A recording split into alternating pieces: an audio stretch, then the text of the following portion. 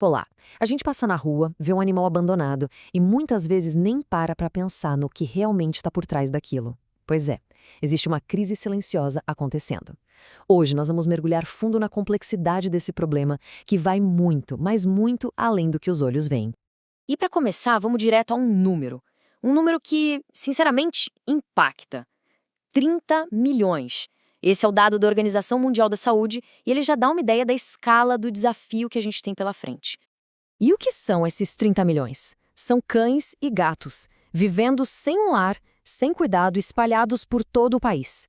É de fato uma crise nacional que acontece bem debaixo do nosso nariz, muitas vezes em silêncio. Então, a questão que vai guiar nossa análise é a seguinte: com um problema desse tamanho, quem é que está na linha de frente lutando essa batalha? E talvez o mais importante, será que só resgatar animais é o suficiente? Ou a verdadeira solução está em outro lugar? Para começar, vamos tentar entender quem são essas pessoas e instituições que respondem à crise no dia a dia. E como a gente vai ver, é uma linha de frente que está, para dizer o mínimo, sobrecarregada. Essa linha de frente é basicamente dividida. De um lado, temos órgãos públicos como o CEPRIAD, que são focados mais nas políticas, na fiscalização de maus-tratos e no controle populacional.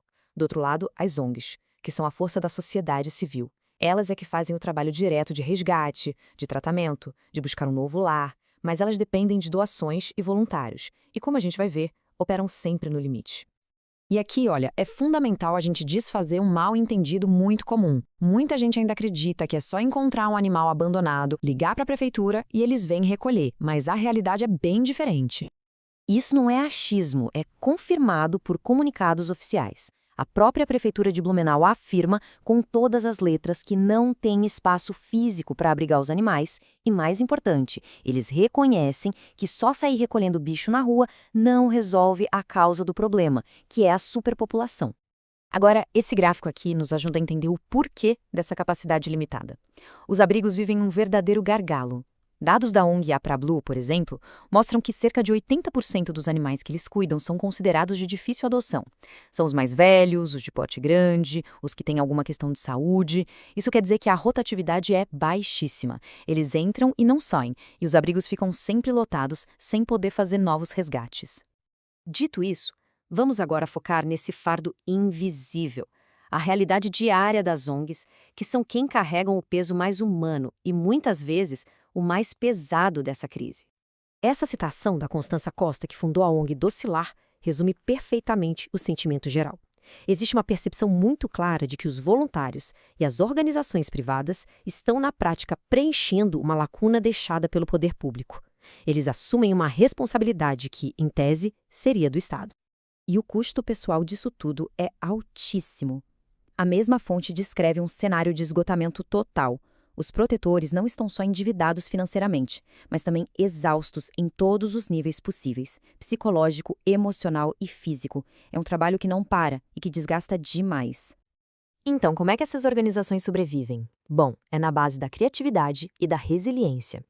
Elas dependem de doações, de eventos como rifas e bazares, de programas de apadrinhamento, de campanhas nas redes sociais.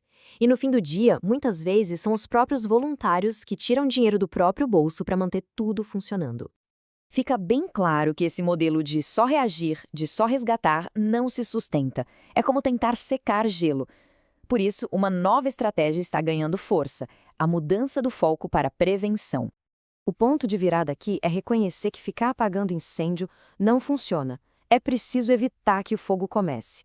O foco está se deslocando do resgate para atacar a raiz do problema. Afinal, por que os animais são abandonados? E isso nos leva a um exemplo bem concreto. Em Blumenau, a prefeitura está implementando um plano proativo, com duas frentes principais. Primeiro, um censo PET, para finalmente entender o tamanho real da população animal na cidade. E segundo, que é fundamental, um programa de castração gratuita e em massa, com foco nas famílias de baixa renda e nas ONGs, para controlar a natalidade na origem.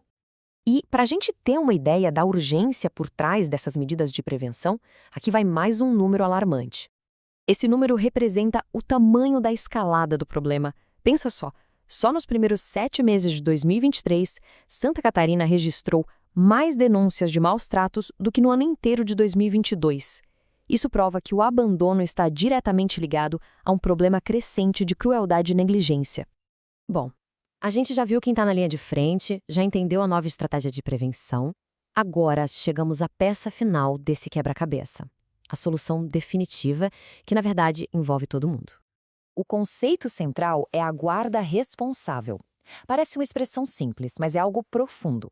É o compromisso de garantir a saúde, a segurança e o bem-estar de um animal pela vida inteira dele. Um compromisso que, vale lembrar, pode durar mais de 15 anos. E este gráfico mostra um dos sintomas mais claros da falta de guarda responsável. Durante os períodos de férias, os casos de abandono podem aumentar em até 50%. A conveniência de uma viagem acaba passando por cima da responsabilidade por uma vida. E quem paga o preço são os animais. A guarda responsável é, portanto, a prevenção na prática. Ela ataca diretamente as causas do problema que a gente viu: o abandono por conveniência, a procriação sem controle, a negligência com a saúde e, no fim das contas, os próprios maus tratos. No final, a forma como uma sociedade trata seus animais diz muito sobre quem ela é. A solução para os 30 milhões de animais nas ruas não virá apenas do governo ou das ONGs, mas de uma mudança de cultura em direção à responsabilidade. E isso nos deixa com uma pergunta para refletir: que tipo de comunidade nós realmente queremos construir?